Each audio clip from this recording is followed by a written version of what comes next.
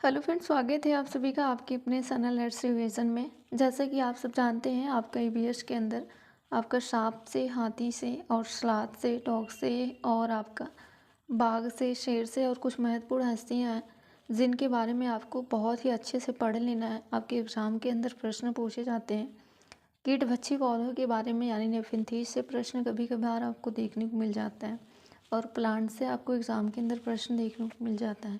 तो कंटेंट के साथ साथ प्रीवियस ईयर के प्रश्नों को हल करते रहिए। आप लोग बहुत ही कम समय आपके एग्ज़ाम की। पहला सवाल ये कह रहे हैं कि पक्षियों की एक प्रजाति है जिसका जो है नर सुंदर बने हुए घोंसले बनाता है।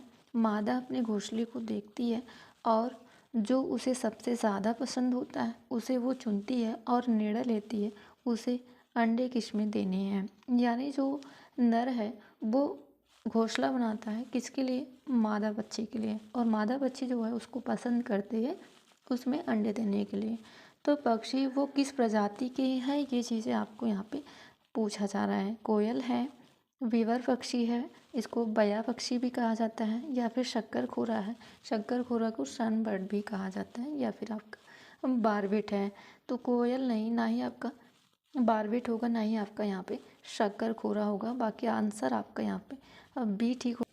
पक्षी अपने अंडे देने के लिए जो है घोंसला का निर्माण करती हैं, यानी घोंसला को बनाती हैं, उसमें अपने बच्चों का क्या करती हैं, देखभाल करती हैं। तो अलग अलग पक्षी जो होती हैं अलग अलग जगह पर जो है घोंसले को बनाते हैं। कुछ ज़मीन पर पक्षियाँ जो है घोंसला बना लेती हैं, तो कुछ पेड़ पर।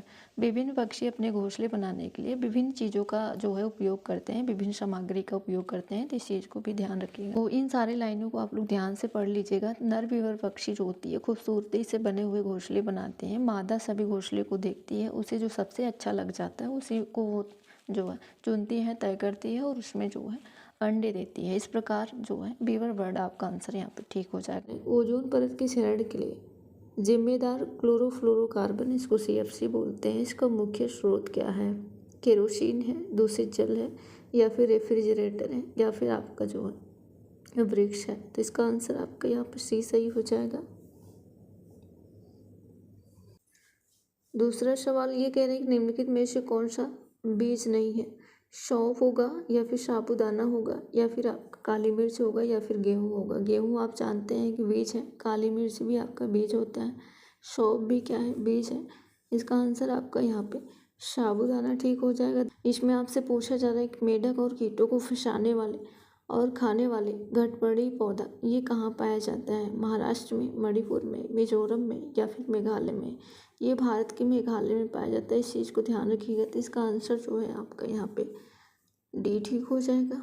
तो गटपड़ी प्लांट को पिक्चर प्लांट कहते हैं और यह जो है पौधा लंबे घड़े जैसा दिखता है, जिसके ऊपर पत्ती जैसी ढक्कन जैसी संरचना बनी होती है। इसमें से एक खुशबू निकलती है जिसकी वजह से जो कीड़े मकोड़े होते हैं, छोटे जीव होते हैं, वो इसके अंदर जाके फंस जाते हैं। तो मोस्टली पूछा जाए कहाँ पाया जाता है, तो इंडोनेशिया, ऑस्ट्रेलिया तथा भारत के मेघालय राज्य में पाया जाता है। नेक्स्ट सवाल में आपसे पूछा जा रहा है क्वाशीओरकर रोग जो है वो किस कमी से होता है? कार्बोहाइड्रेट की कमी से, आयोडीन की कमी से, विटामिन की कमी से, या फिर प्रोटीन की कमी से। क्वाशीओरकर रोग जो है वो प्रोटीन की कमी से होता है। तो यहाँ पे इसका आंसर आपका डी ठीक हो जाएगा। ध्यान रखिएगा, क्वाशीओरकर रोग एक प्रकार का जो है कुपोषण है जिसमें जो है प्रोटीन की गंभीर कमी होती है। तो इस चीज़ को ध्यान रखिएगा। इस प्रश्न का आंसर आपका यहाँ पे डी ठीक हो जाएगा। पहला, दूसरा, तीसरा नहीं होगा। अगले सवाल भी आपका महत्वपूर्ण है। इस सवाल में आपसे पूछा जा रहा है कि भारत की कौन से क्षेत्र की जो भेड़ बकरी है पश्मीना ऊन मिलती है, इस चीज़ को यहाँ पे बताना है। लद्दाख होगा, पुलवामा होगा, या फिर अनंतनाग होगा, या फिर इनमें से कोई नहीं। तो इसका आंसर आपका पहले ही ठीक हो जाएगा। ध्यान रखिएगा, महत्वपूर्ण प्रश्न है कि पर्यावरण अध्ययन की एक शिक्षिका निम्नलिखित कारणों से अपनी कक्षा का प्रारंभ कुछ मुख्य प्रश्न पूछते हुए करती है। सबसे कम प्राथमिकता वाला कारण को आपको चुनना है। शिक्षार्थी का चिंतन सीमित किया जा सकता है, बिल्कुल सीमित किया जा सकता है। शिक्षार्थी का चिंतन को उदित किया जा सकता है, बिल्कुल किया जा सकता है। प्रश्न शिक्षार्थी में क्या करते हैं, उत्सुकता जगाते हैं, बिल्कुल जगाते हैं। प्रश्न प्रकरण जो होते हैं वो संदर्भ परक बनाने में मदद करते हैं, बिल्कुल मदद करते हैं। तो पर्यावरण अध्ययन की एक शिक्षिका है निम्नलिखित कारणों में अपनी कक्षा का प्रारंभ मुख्य प्रश्न पूछते हुए करती है। तो सबसे कम प्राथमिकता आप किसको देंगे, इस चीज़ को ध्यान से पढ़ेंगे तो प्रश्न आपका गलत नहीं होगा। ये कह रहे शिक्षार्थी के चिंतन को क्या करना है, सीमित करना है।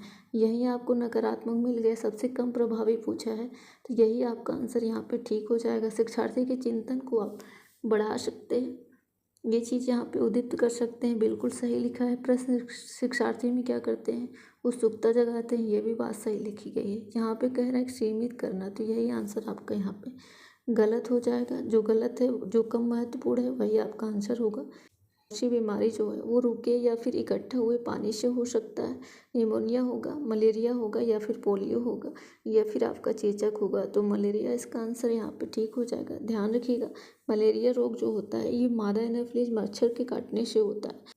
आपका जो निमोनिया होता है ये फेफड़ों में होने वाला संक्रमण है, तो ये तो आंसर होगा नहीं। तो आपका जो है पोलियो हो चाहे आपका जो है चेचक हो, ये आपका वायरस के कारण होने वाला रोग है, तो ये भी आपका नहीं होगा। तो इस प्रश्न का आंसर आपका यहाँ पे दूसरा ही ठीक हो जाएगा।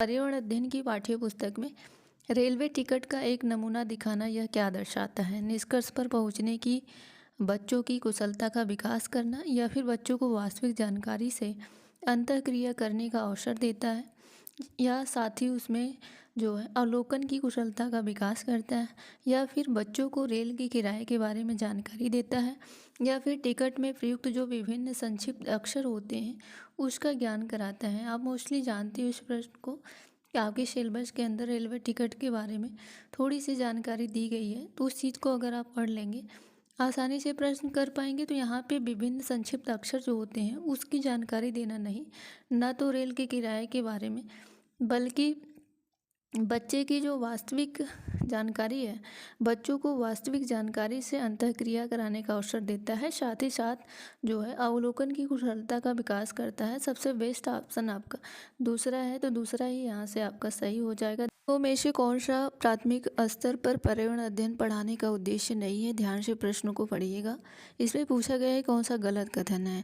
बच्चों पर आकलन करने के लिए शब्दावली और परिभाषाओं का बोझ देना, फिर जीवन और पर्यावरण से सरोकार रखने के लिए मूल्यों को आत्मसात कराना, प्राकृतिक व सामाजिक वातावरण के विषय में उत्सुकता जगाना, या फिर बच्चे को खोजने की क्रियाओं में लगाना, व्यवहारिक क्रियाएं करवाना जो संज्ञानात्मक मन चालक कौशल के विकास में सहायक हो। जब भी आप बच्चों को खोजने की क्रियाओं में लगाएंगे, व्यवहारिक क्रियाएं करवाएंगे और बच्चों के संज्ञानात्मक कौशल के विकास में जो चीज़ें सहायक होगी वो तो बच्चे के लिए अच्छा होगा ना। तो इसमें पूछा गया है कि कौन सा सही नहीं होगा, तो 4 ऑप्शन आपका यहाँ से सही है।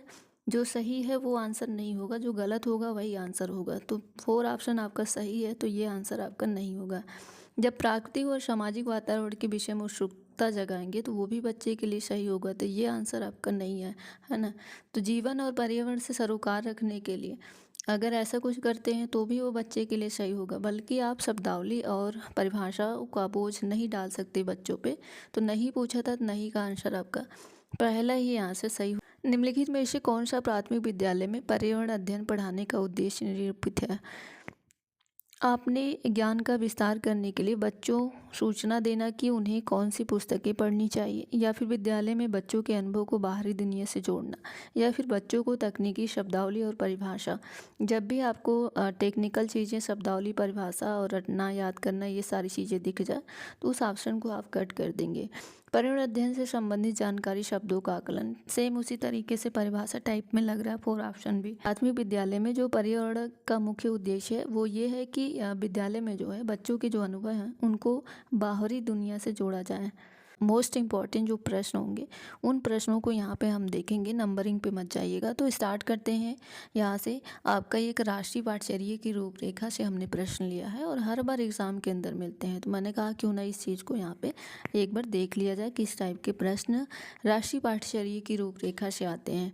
अगर इनके विशेषताओं को एक बार आप पढ़ लेते हैं तो 5-6 प्रश्न आप आसानी से यहाँ से कर पाएंगे। तो राष्ट्रीय पाठ्यचर्या की रूपरेखा 2005 प्राथमिक स्तर पर पर्यावरण अध्ययन शिक्षण का प्रमुख उद्देश्य क्या होना चाहिए, ये चीज़ यहाँ से आपको पूछी जा रही है। बस 5-10 विशेषताएं हैं, अगर पढ़ लेंगे आसानी से कोई भी प्रश्न बने राष्ट्रीय पाठ्यचर्या से आप आराम से कर पाएंगे।